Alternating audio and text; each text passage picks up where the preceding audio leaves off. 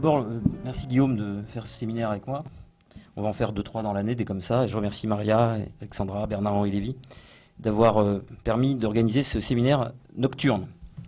Une question également sur le monsieur au Toblerone.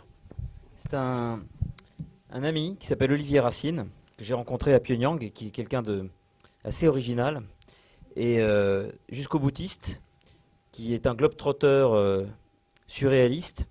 Et il essaye de faire de sa vie une œuvre d'art. Et il est très surprenant parce qu'il s'est mis en tête d'offrir un Toblerone géant à Kim Jong-un.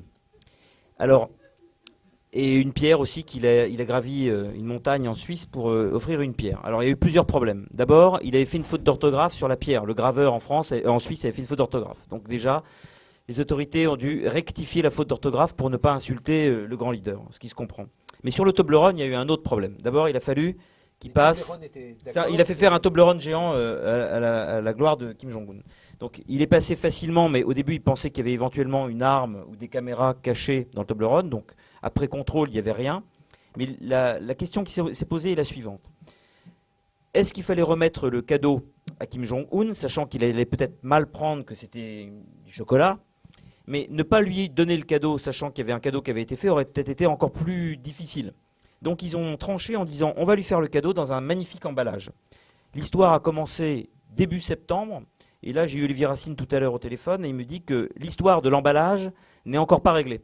Car au départ, le gouvernement nord-coréen s'était engagé à faire l'emballage, et ensuite, comme ils avaient peur de ne pas le faire suffisamment bien, ils ont demandé à Olivier Racine en Suisse de le faire faire.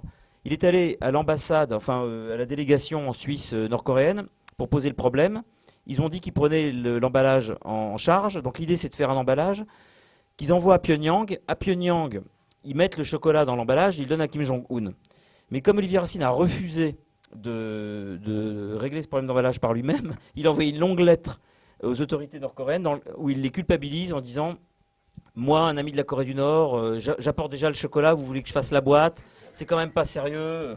En plus, j'ai escaladé une montagne à 4000 mètres pour rapporter un caillou. Certes, j'ai fait une faute d'orthographe, mais c'est l'intention qui compte. » Donc il a reçu une lettre dans laquelle, effectivement, ils ont pris acte. Ils ont dit « Nous sommes vraiment désolés, vous avez raison. » Il y a une commission qui est en train d'étudier le problème de l'emballage de chocolat et une autre qui est en train de voir comment on peut rectifier les coups de burin pour ne pas faire de faute d'orthographe à Kim Jong-un. Donc l'affaire est à suivre et si vous voulez, la règle du jeu vous transmettra la suite des aventures d'Olivier Racine.